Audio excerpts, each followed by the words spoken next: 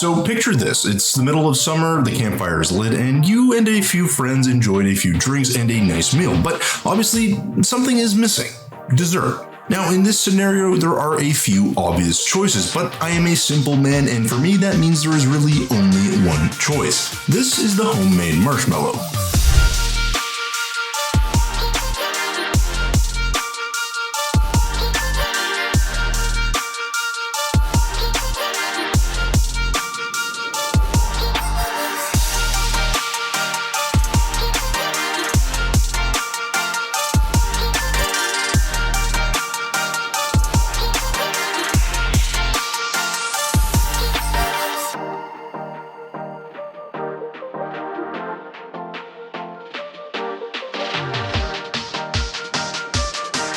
Hey folks, welcome back to another episode here on the channel, where today I'll be making the biggest, simplest, and least chemically infused marshmallow you've ever seen. The marshmallow is very simply a sugary, airy foam suspended in gelatin, and all that air means these things are super squishy. So squishy, in fact, that Dory herself would be proud. I shall call him Squishy, and he shall be mine, and he shall be my Squishy. Come here, Squishy.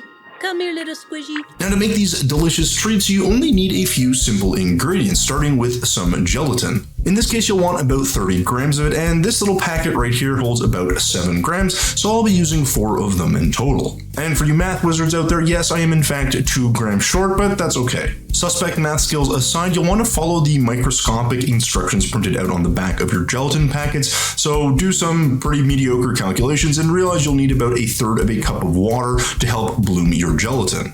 So grab that water and pour it into a bowl and give this a quick mixing, and then let this set off to the side. The gelatin should only take a few minutes to bloom and will have a rather interesting consistency if you've never seen it before, but we'll get to that a little bit later.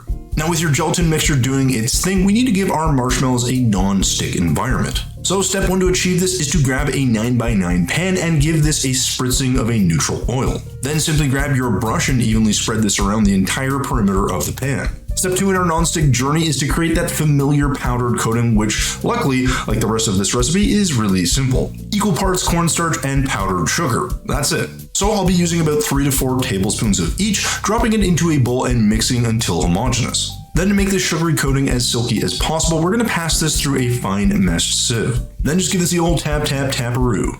Give it a little tappy. Tap tap taparoo. So now that our coating is devoid of any clumps, we want to take extreme care to judiciously cover each inch of this pan. There's no room here for a mess, shenanigans, or the equivalent artistic ability of a kindergartner. This is a professional cooking show, damn it. Okay, but seriously, don't worry if you make a bit of a mess, just do your best to get an even coating across the entire pan, as this is going to be important to be able to get our marshmallows out of there once they set. Right, so with that all prepped, it's time to make the actual marshmallow component. So grab yourself a high-sided pan and drop in about 2/3 of a cup of water, followed by what feels like way too much sugar, about 2 cups worth. Next, to cut a little of the sweetness, go ahead and drop in 1 teaspoon of lemon juice. With that done, our now wet pile of slightly lemony sugar is now ready to be turned into a syrup, meaning it's time to head to the stove. So on a medium heat, gently stir this mixture and let it slowly come up to 10. Now, I'd recommend not getting distracted or wandering off to watch your TV show, or what is undoubtedly the more likely scenario, binge watching all of my totally amazing cooking videos. Right, so just don't wander away, because this can burn on you and you'll want to mix continuously, so just keep an eye on it. After a few watchful minutes, you should see a gentle rolling boil, so let this go for another 2 to 3 minutes before dropping the heat to low and grabbing your now congealed puck of gelatin and then tossing it into the syrup. And yes, I did say puck of gelatin, that is what this will turn into after your gelatin blooms. Now, once you throw your gelatin in, if your mixture foams up like mine did, just be thankful that you have a good high-sided pan and reduce the heat a little bit further. Again, a low heat is what you're looking for here.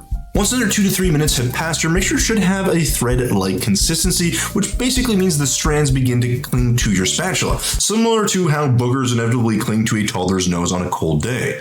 Yeah, it's gross, but anyways, with the appropriate texture achieved, it's time to incorporate a good amount of air into this mixture. So drop your still hot sugary gelatin mixture into your stand mixer bowl, and with your whisk attachment in place, run this thing on a high speed. And I emphasize the high speed here, guys, because it's both going to incorporate a lot of air that we need for our marshmallows, but also help cool down that mixture more quickly. So you're going to end up with a more squishy final product. So this high-speed mixing should go on for 2 or 3 minutes, and after that time, the volume of the mixture should have grown exponentially, and and this is the time to add your 1 teaspoon of vanilla, which will give it that all familiar marshmallow flavor.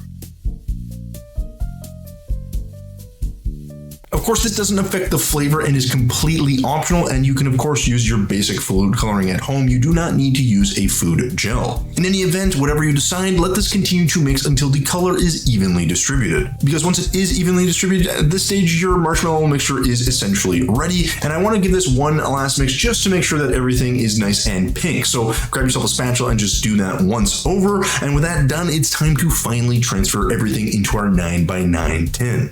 So grab said tin, making sure that that cornstarch mixture is still clinging to the edges, and then gradually pour in your marshmallow mixture. Once everything is evenly spread out, you should have something that looks a little bit like this. And don't worry if there's a few uneven spots, this will mostly all settle as it sits in the fridge for the next 5 to 24 hours. Speaking of which, let's move these there and come back once everything has set up nicely. Thankfully, with the magic of editing, you won't have to sit through all that.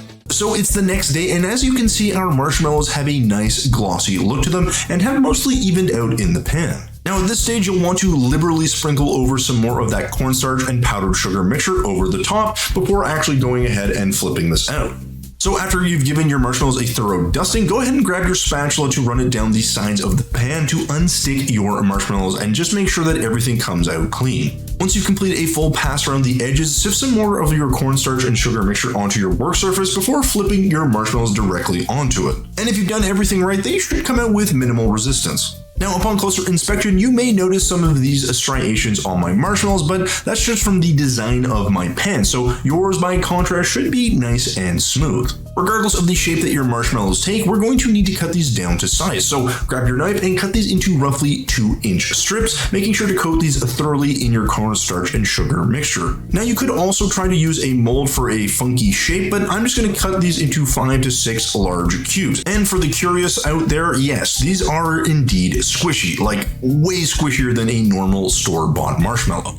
But let's not get too enamored just yet, we still have more marshmallows to prep, so keep cutting and dusting vigorously in your cornstarch and sugar mixture until you're essentially out of marshmallows. And don't worry if things look too dusty, guys, the excess coating will fall off naturally on its own, or you can simply give them a quick shake. Now at this stage, you're basically done, but because this is a high production cooking show, we'll need to plate these up. Something that is arguably a bit of a challenge when you only have a couple of pink cubes to work with. But I'm going to do my best to stack these up nice and high and make things look pretty. And there you go, an abundant plate of homemade marshmallows ready for consumption. They are soft, supple, and have at least 100 times more of that fantastic, bouncy squishiness that we all know and love. All that's left to do now is the marshmallow version of a cross section, so let's pull these apart and give these a taste.